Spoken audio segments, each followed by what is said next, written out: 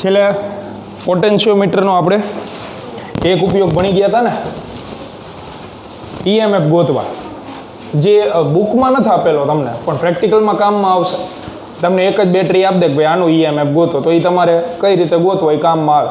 હવે જે બુકના બે ઉપયોગ છે એના વિશે ભણીએ. તો બીજો ઉપયોગ છે કે બે વિદ્યુત કોષ અથવા તો બે બેટરી એમના ઈએમએફની સરખામણી કરવી.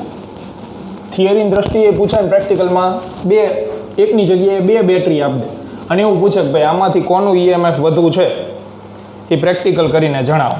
તો પોટેન્શિયોમીટરમાં બે પ્રકારના પરિપથ હતા સર્કિટ. પહેલી પ્રાઇમરી,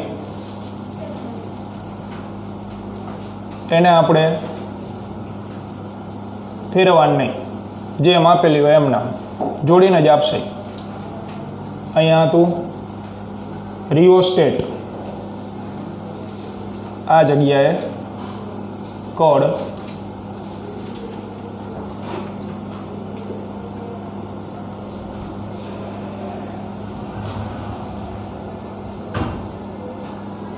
અને અહીંયા આપણે જોડતા હતા અવરોધક તાર.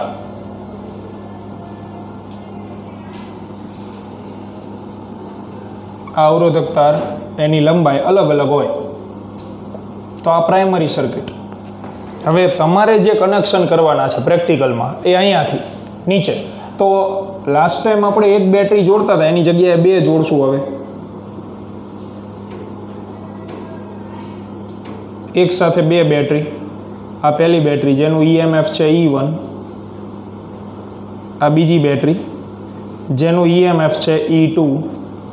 અહીંયા કડ નંબર 1, કડ બીજી, અને ત્રીજી જે કોમન કડ છે એ તમારે ગેલ્વેનોમીટર સાથે જોડી દેવાની. આ રીતે. તો ગેલ્વેનોમીટરનો એક છેડો તો કડ સાથે હોય, બીજો છેડો ફરજિયાત જોકી સાથે જોવા મળે. અને અહીંથી પ્રેક્ટિકલ આપણે શરૂ કરવાનો. પહેલાં લખાણ. તો બે કડ છે આમાં અલગ અલગ. તો પહેલી જોડી કે કડ 1 અને 3 ને જોડતા.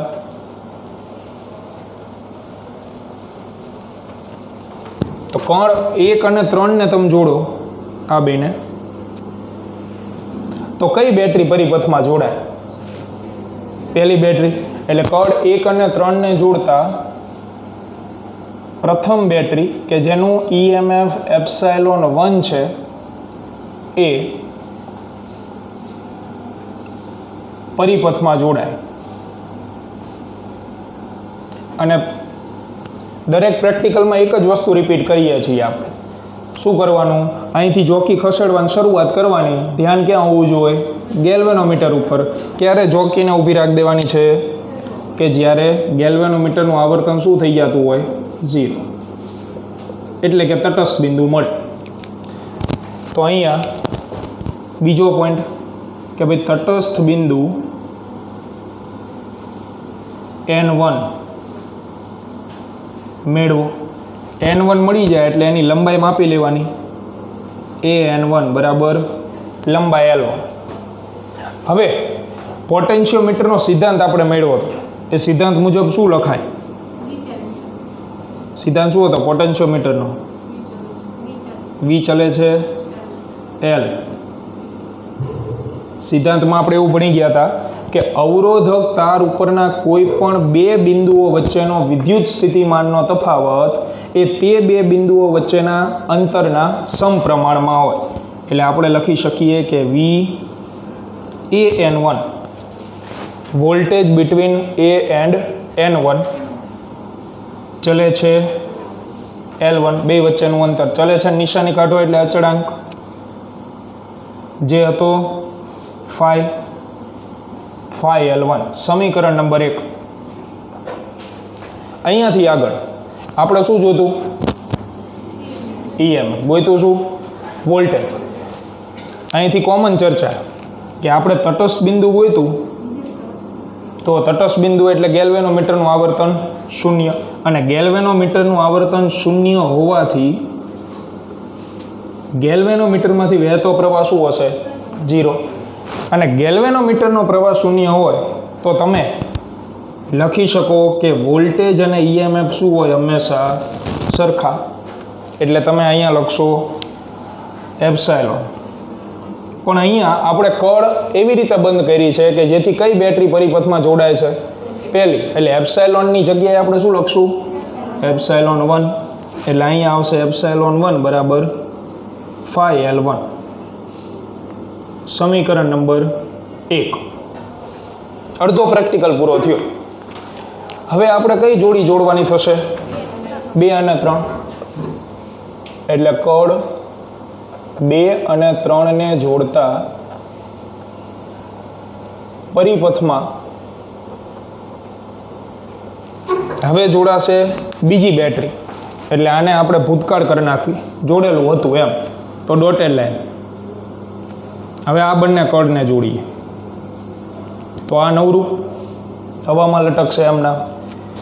આ પરિપથની અંદર આવી ગયું એટલે બીજી બેટરી હવે પરિપથમાં જોડાય. પરિપથમાં બીજી બેટરી કે જેનું ઈએમએફ E2 છે એ જોડાશે.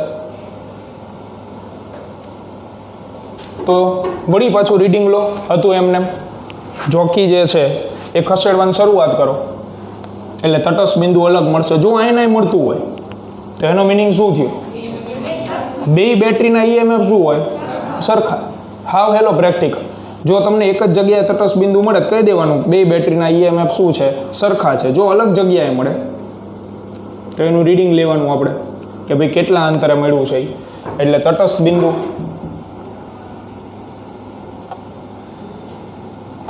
N2 મેળવો અને હવે લંબાઈ AN2 ની છે L2. તો પછી આ બધું લખાણ લખવાની જરૂર નથી, સીધું લખી નાખવાનું સમીકરણ 1 પરથી. સમીકરણ 1 પરથી શું લખી શકાય? અહીંયા કઈ બેટરી છે પરિપથમાં? હવે એપ્સાયલોન 2 બીજી બેટરી ઇક્વલ ટુ phi તો એમ નામ રહે ને, અચળાંક છે. અને રીડિંગ ક્યાં મળ્યું તમને? L2. એટલે અહીંયા આવશે L2. સમીકરણ બીજું. બેનો ભાગાકાર લઈ લો એટલે epsilon 1 upon epsilon 2 L1 upon L2 મળે. તો આ તમારે સરખામણી કરવા માટે ઉપયોગી. પ્રેક્ટિકલમાં તો સીધી ખબર પડી જવી જોઈએ તમને, કારણ કે પ્રેક્ટિકલ મુજબ જુઓ ઈએમએફ જે છે એ કોના સમપ્રમાણમાં છે? L1. તો તમને બે બેટરી આપી પ્રેક્ટિકલમાં આ રીતે.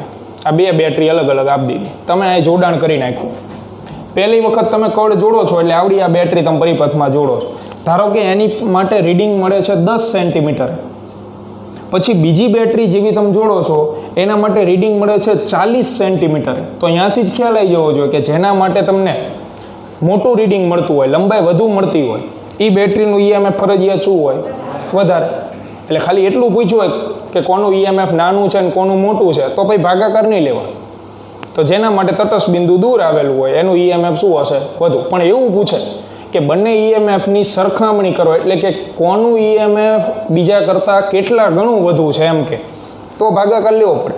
જો આ ભાગાકારનો જવાબ 2 આવે તો આનું ઈએમએફ આના કરતાં 2 ગણું વધુ. 1/2 આવે તો અડધું.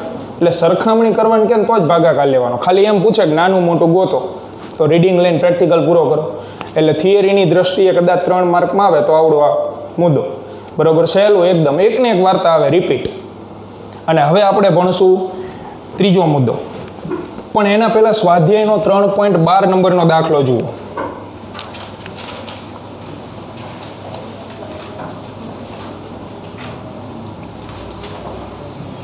તો જે થિયરીના દાખલાઓ ન પૂછાય ને એના MCQ તો ફરજિયાત આવે.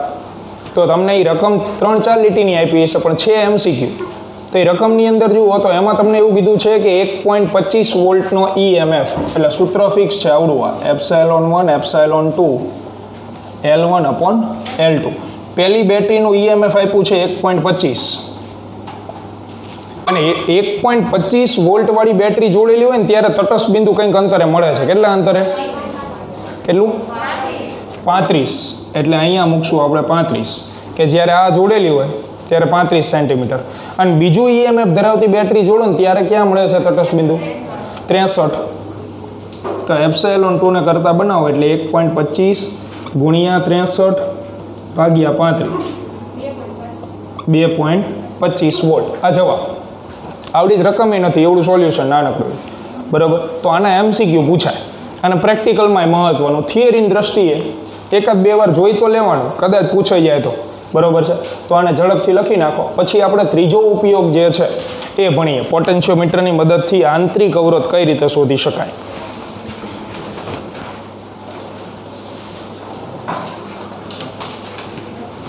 વખત પૂછાઈ ગયું, એક બે વખત. તો ત્રીજો ઉપયોગ અને છેલ્લો ઉપયોગ પોટેન્શિયોમીટરનો, કે બેટરીનો આંતરિક અવરોધ આપણે શોધવો હોય તો પોટેન્શિયોમીટરની મદદથી કઈ રીતે મેળવી શકાય. તો જે પ્રાઇમરી સર્કિટ છે એ તો એમ નામ આપણે દોર નાખી. હવે તમારે નીચે બેટરી દોરવાની છે. અને હવે અત્યાર સુધી શું હતું કે ઈએમએફની ચર્ચા કરતા હતા ને, એટલે બેટરીમાં આંતરિક અવરોધ દર્શાવતા નહોતા. બાકી બેટરી પાસે આંતરિક અવરોધ તો હોય. બજારમાં તમે પાવર લેવા જાઓ તો પાવરમાં વચ્ચે શું શૂન્ય અવકાશ હોય, દ્રવ્ય ભરેલું હોય ને, એના લીધે જે અવરોધ ઉત્પન્ન થાય ને બેટરીનો આંતરિક અવરોધ. પણ અત્યાર સુધી નહોતા દર્શાવતા, કારણ કે ઈએમએફ જ ગોતતા હતા. હવે આને મેળવવાનો છે તો એ દર્શાવવું પડે. તો આપણે અહીંયા જોડશું એક બેટરી, જેના વિશે આપણી પાસે કોઈ જ માહિતી નથી કે એનું ઈએમએફ કેટલું છે કે આંતરિક અવરોધ કેટલો. એટલે આ એક એપ્સિલોન ઈએમએફ ધરાવતી બેટરી જોડે એનો આંતરિક અવરોધ દર્શાવીએ. અને આંતરિક અવરોધ માટે સંજ્ઞા થોડીક અલગ પાડવાની. બોક્સની અંદરનો અવરોધ હોય એને આપણે આંતરિક અવરોધ કહેશું. અને સાદો અવરોધ જોડેલો હોય, આ બોક્સનો હોય, તો એને કયો અવરોધ કહેવાય? બાહ્ય અવરોધ. બીજું જોડવાનું છે જોડે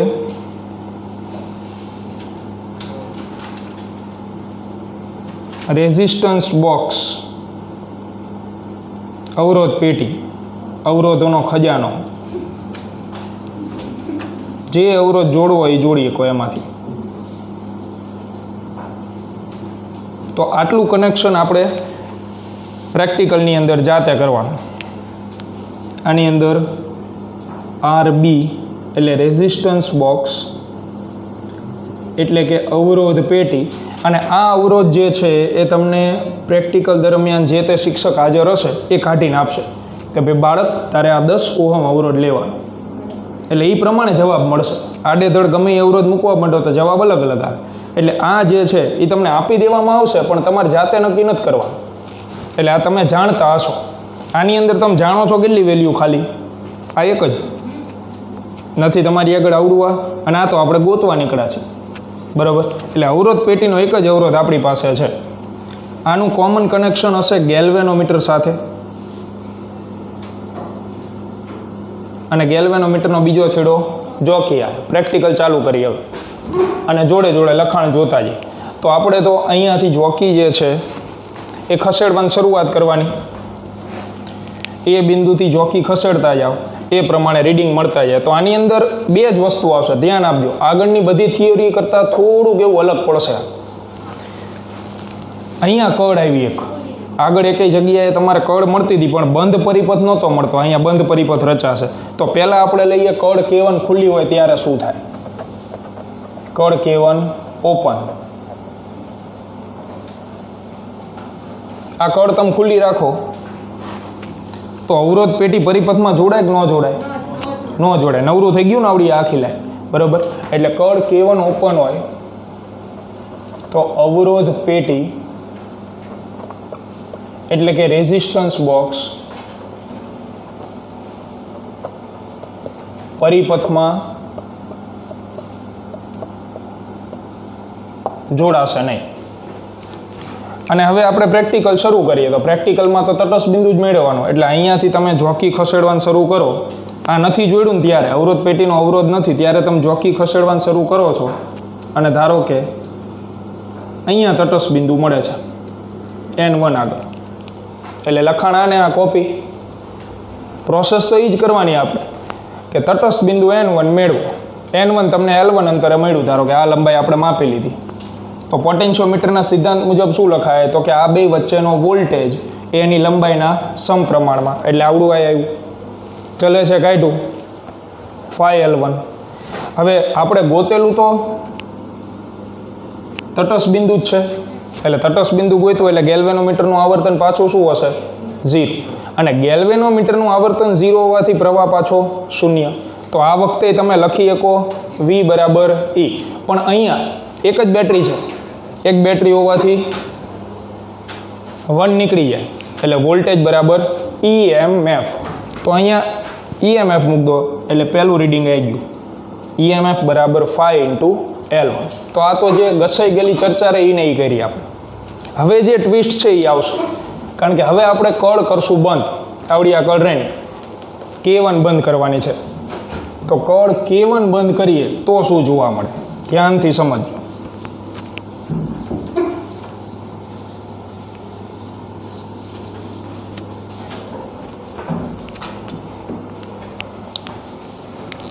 તો હવે કળ K1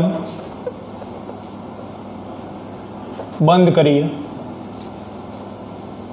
કળ K1 બંધ કરો તો હવે પરિપથમાં રેઝિસ્ટન્સ બોક્સ જોડાય.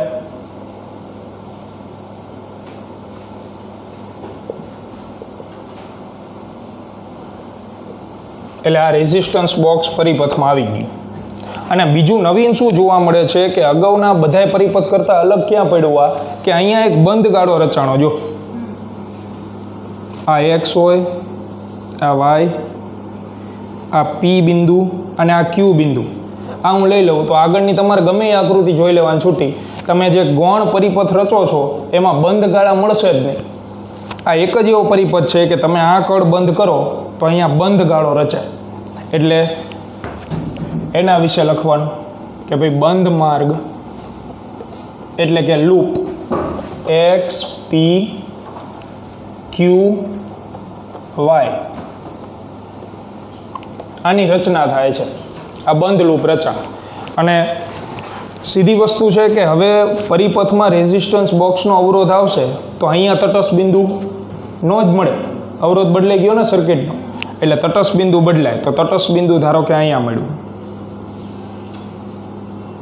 N2. આપણે અહીંથી ચોકીને ખસેડતા ગયા તો N2 પાસે તટસ્થ બિંદુ મળ્યો, એટલે ચર્ચા પાછી એ જ રિપીટ કે હવે તટસ્થ બિંદુ આપણને N1 ની જગ્યાએ N2 એ મળ્યું. તેથી AN2 ઇક્વલ ટુ લંબાઈ બદલાઈ ગઈ L2. સિદ્ધાંત મુજબ શું લખી શકાય? તો કે VAN2 ચલે છે L2, ચલે છે નિશાની કાઢો એટલે 5L2. અહીંથી આખી ચર્ચા બદલાશે. અત્યાર સુધી જે હતું એ બધું રિપીટ ને રિપીટ, એકને એક વસ્તુ આવતી હતી. પ્રવાહ 0 તો V બરાબર E, પ્રવાહ 0 V બરાબર E, પછી ભાગાકાર લઈ લો. પણ આ જગ્યાએ તમને પ્રવાહ 0 નહીં મળે, બંધ ગાળો રચાણો. વિદ્યુત પ્રવાહનો તો નિયમ છે, બંધ ગાળો રચાય એટલે દોડવા જ માંડે જોયા વગર. તો અહીંયા બંધ ગાળો રચાય છે આવડો આ, તો આના પ્લસ ટર્મિનલમાંથી પ્રવાહ નીકળશે અને માઇનસ ટર્મિનલમાં દાખલ થશે, એટલે આ લૂપની અંદર પ્રવાહ સતત વહે અને એમાં નુકસાન ખાલી બેટરીનું જ થાય. બરોબર? એટલે કે અહીંયા બંધ ગાળો રચાતો હોવાથી બંધ માર્ગ X P Q Y એમાં I does not equal to 0. જો ચર્ચા બદલાણી અને વિદ્યુત પ્રવાહ 0 ન હોય એટલે બીજી બે શક્યતા બને, કાં તો બેટરી ચાર્જ થતી હોય કાં ડિસ્ચાર્જ.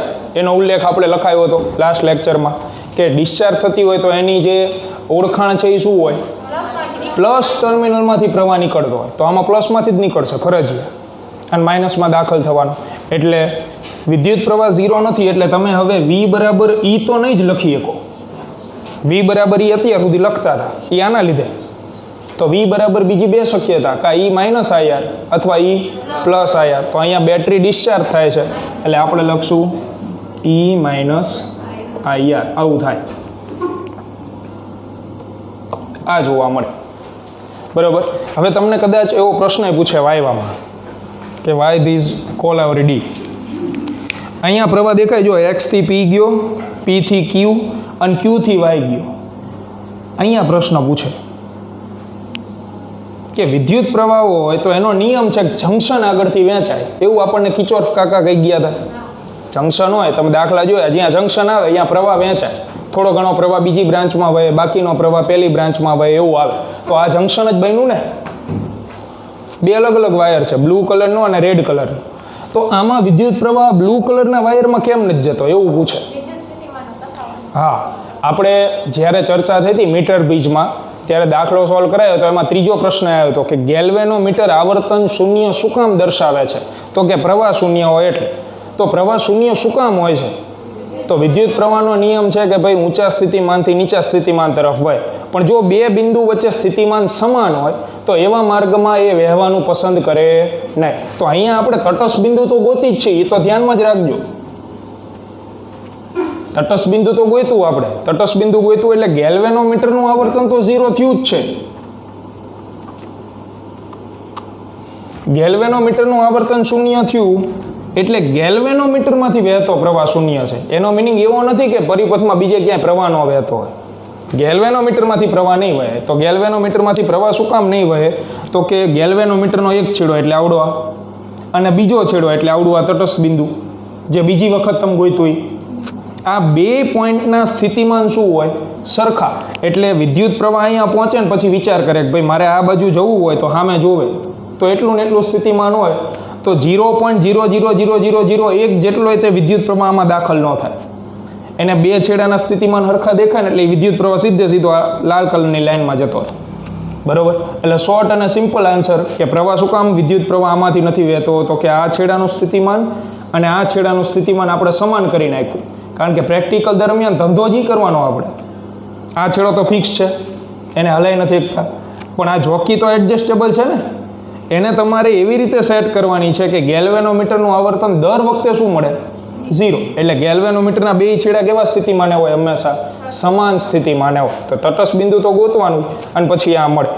તો હવે તમે આની જગ્યાએ આ લખો એટલે E - IR ઇક્વલ ટુ થઈ જશે φL2, સમીકરણ નંબર બીજું. તો આમાં અલગ પડતા જે પોઈન્ટ છે એ મેં અલગ કલરની પેનથી લખ્યા. એ તમારે ફેર બુકમાં એ જ રીતે લખો.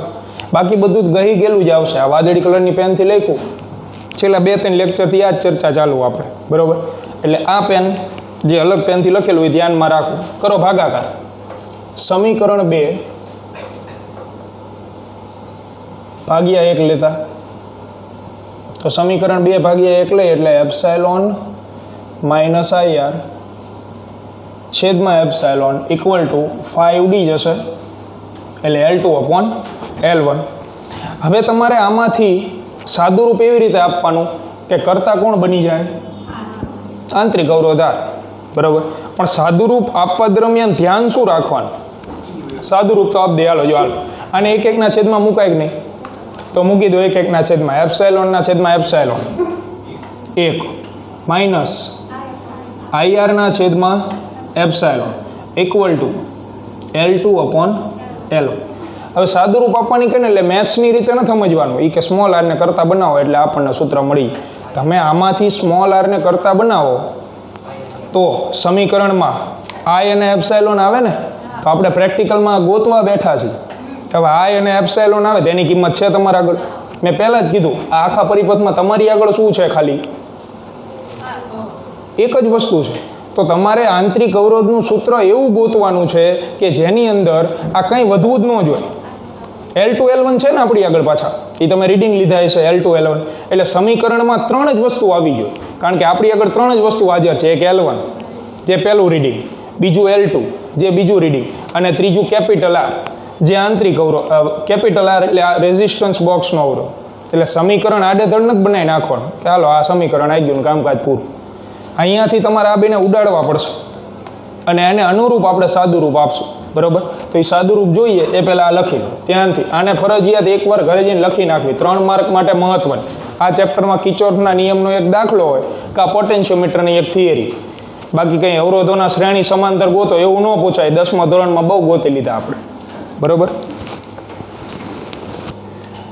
તો સાદુરૂપની અંદર આપણે મેં આ કીધું એમ વિદ્યુત પ્રવાહ જે છે એ નથી આપણી આગળ. EMF તો છે જ નહીં હાવ, પણ વિદ્યુત પ્રવાહનું મૂલ્ય એનું સૂત્ર આપણને ખબર છે, કુલ વોલ્ટેજ છેદમાં કુલ અવરોધ, ઓહમના નિયમ ઉપરથી.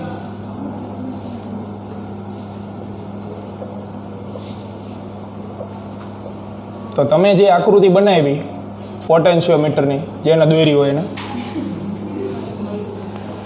એની અંદર વિદ્યુત પ્રવાહ આખી બ્રાન્ચમાંથી કે આખા પરિપથમાં જ નથી વહેતો, એ જે નીચે ઓલો બંધ ગાળો જે છે આવડો આ, એમાંથી જ વહે.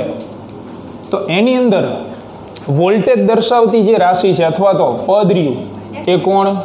તો એપ્સિલોન, એટલે કે EMF. એ સિવાય એ પરિપથમાં તમને અવરોધ કેટલા દેખાય છે? બે. એક તો બેટરીનો અને બીજો અવરોધ પેટી. તો આ જે રહ્યું એ પહેલા સૂત્રની અંદર મૂક દો, એટલે 1 માઇનસ આઈની જગ્યાએ આવડું આ પદ એપ્સિલોન છેદમાં R પ્લસ R, આ આપણે વિદ્યુત પ્રવાહની જગ્યાએ મૂક્યું. એના ગુણાકારમાં કોણ છે? સ્મોલ r છેદમાં એપ્સિલોન. તો એ તો એમ નામ ઇક્વલ ટુ જમણી બાજુ L2 અપોન L1. તો આ કેન્સલ, આ લસા લઈ લો, એટલે R પ્લસ R અહીંયા ગુણાય, તો R plus R minus small r છેદમાં R plus R equal to L2 upon L1.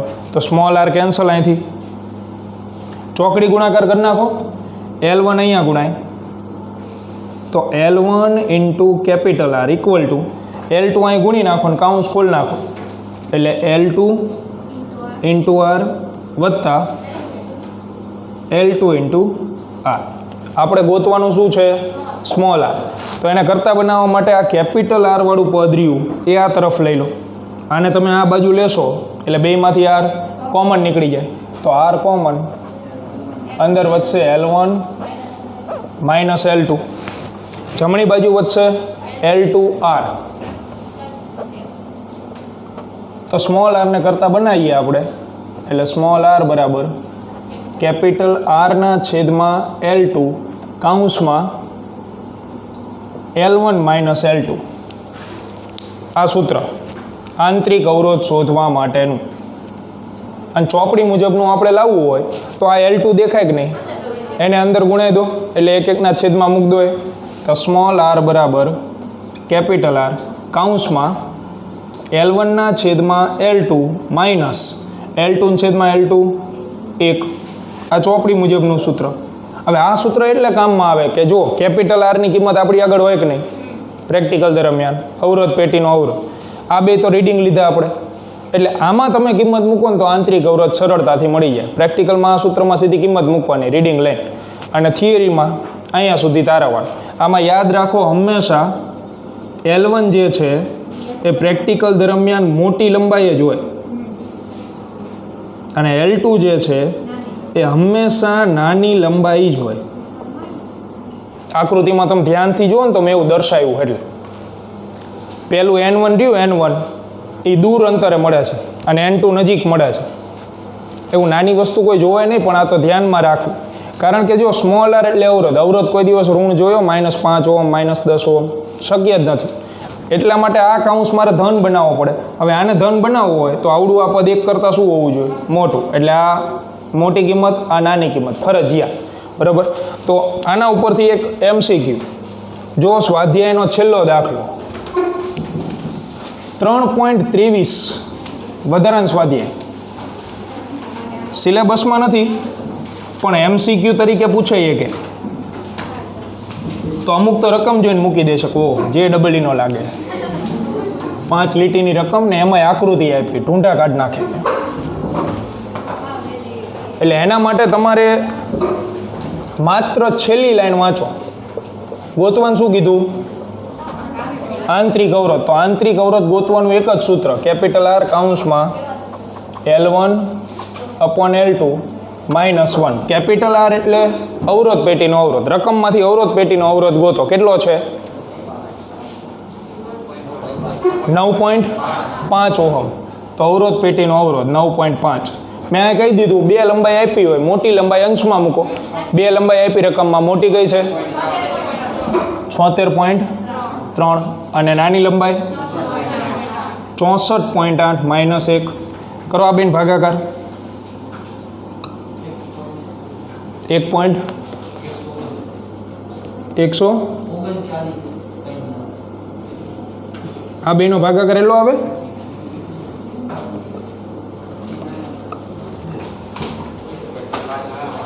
આટલો મળે ને 1.1774 -1 કરો બાદ બાકી 0.1774 ગુણ્યા 9.5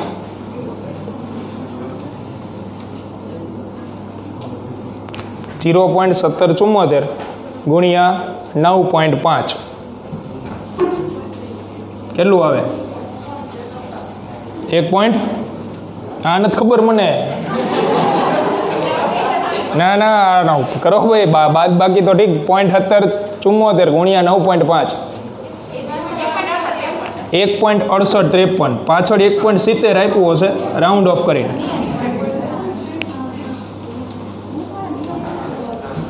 4 લીટી 5 લીટીની રકમ ને 4 લીટીનું સોલ્યુશન બરાબર એટલે આ MCQ જ છે MCQમાં આવશે તમારે આંતરિક અવરોધ શોધવાના ને તો ઝડપથી આ લખાણ પૂર્ણ કરો પછી ઉદાહરણ નંબર છેલ્લું જે છે એ સોલ્વ કરીને ચેપ્ટર પૂર્ણ જાહેર કરીએ આપણે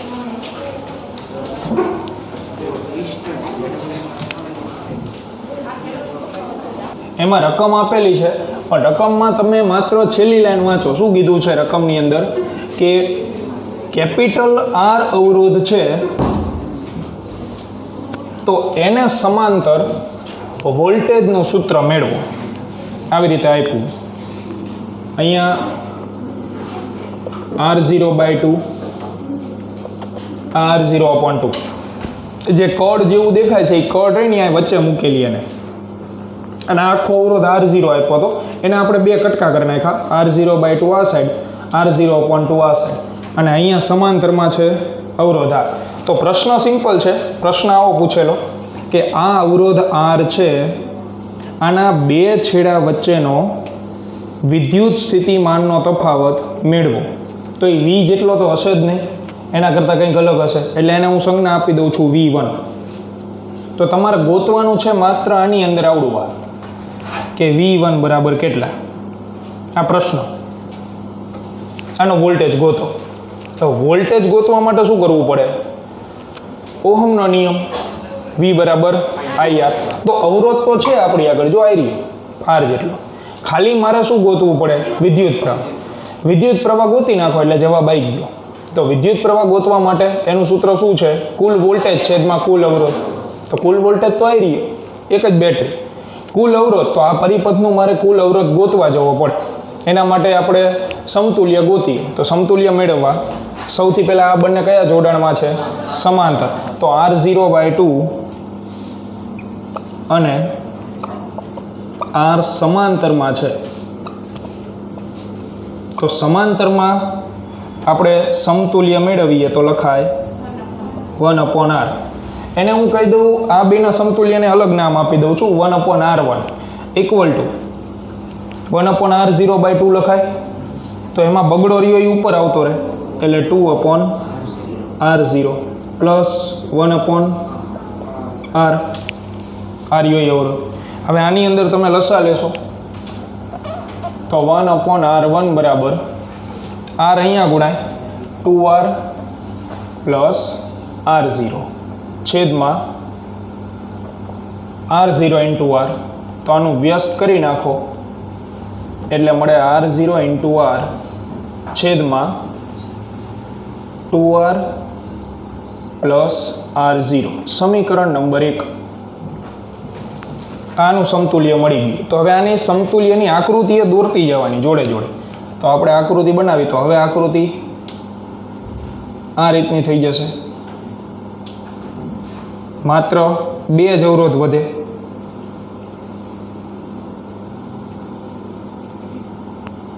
આ 2 એમાં આવડો આ R0/2 એટલે આ બેનું સમતુલ્ય આપણે આ ગોતું R1 હવે આની અંદરથી વિદ્યુત પ્રવાહ નીકળે આ રીતે તો શ્રેણી જોડાણ ને સમાંતર જોડાણ ભણ્યા ત્યારે મેં એક સૂત્ર આપ્યું હતું કે શ્રેણીમાં વી વહેંચાય. જેને વિડીયો જોયા હશે એને ખબર હશે. શ્રેણી જોડાણ હોય એમાં વોલ્ટેજ શું થઈ જાય? વહેંચાઈ જાય. અને સમાંતર જોડાણ હોય એમાં વોલ્ટેજ હંમેશા શું રહે? સમાન રહે. તો અહીંયા જુઓ કે આ જે રહ્યું R1, આ R1 કોણ છે? તો R1 જે છે એ R0/2 અને Rના સમાંતર જોડાણનું સમતુલ્ય છે. સમાંતર શબ્દ આવ્યો એટલે એનો મિનિંગ એવો થયો કે અવરોધ Rના બે છેડા વચ્ચેનો વોલ્ટેજ, અવરોધ R0/2 ના બે છેડા વચ્ચેનો વોલ્ટેજ અને અવરોધ R1ના બે છેડા વચ્ચેનો વોલ્ટેજ હંમેશા શું હોય? સમાન. કારણ કે જોડાણ કયું છે? સમાંતર. જરૂર પડે ને તો લખ નાખવાનું કે સમાંતર જોડાણ હોવાથી આ વોલ્ટેજ અને આ વોલ્ટેજ શું હોય? સમાન. જો આ શ્રેણી જોડાણ હોત આ બેનું તો સરખું ન થાય. સમાંતર હોવાથી જે વોલ્ટેજ રહ્યો એ સમાન મળે. એટલે તમે આનો વોલ્ટેજ ગોત નાખો તો હાલે. તો દાખલો હાવ સોલ્વ થઈ ગયો. અહીંથી આના બે છેડા વચ્ચેનો વોલ્ટેજ લખવો હોય ઓહમના નિયમ મુજબ તો શું લખાય? V1 બરાબર આમાંથી વહેતો પ્રવાહ કેટલો છે? I.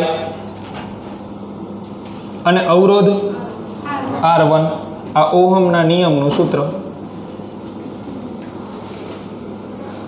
હવે તમે માત્ર આની અંદર વિદ્યુત પ્રવાહ ગોતી લો એટલે જવાબ આવી ગયો. શું કામ? કારણ કે R1 તો આ ગોઈતું આપણે.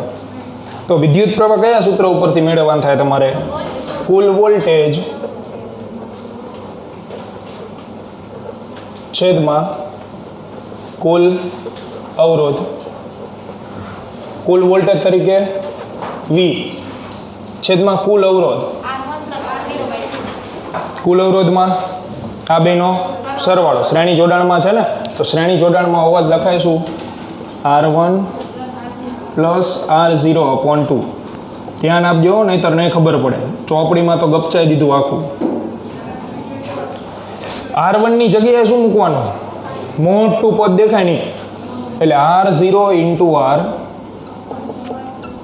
અપોન. કારણ કે આને તમે ધ્યાન આપશો ને તો ઘરે જઈને મોઢે ગણી શકશો. એટલે ઉતારા કરવાની જરૂર નથી.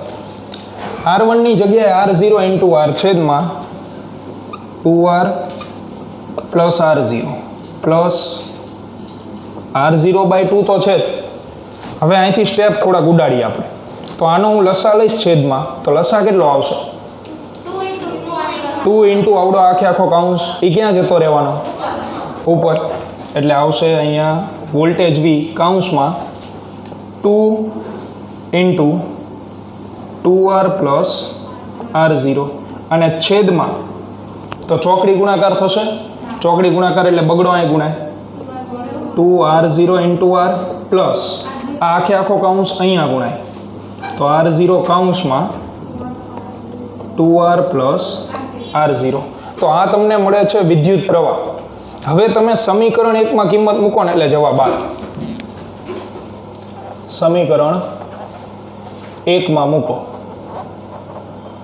તો સમીકરણ 1 માં આપણે મૂકીએ તો V1 એમ નામ વિદ્યુત પ્રવાહની જગ્યાએ આવડે આખું મોટું પદ એટલે 2V કાઉન્સમાં 2R પ્લસ R0 છેદમાં 2R0 × R plus R0 કાઉન્સમાં 2R plus R0. આ આપણે આખું વિદ્યુત પ્રવાહની જગ્યાએ મૂક્યું ગુણ્યા R1 ની જગ્યાએ તો યારી R0 × R છેદમાં 2R પ્લસ R0. તો અહીંયા આ કાઉન્સ આખો ઉડી જાય વધે છે અંશમાં 2VR0 × R છેદમાં જે વધે છે એમાંથી કંઈક કોમન નીકળે ખાલી R0 કોમન નીકળે. આ પદમાં શું છે માત્ર R0 જ છે તો R0 જ કોમન નીકળે.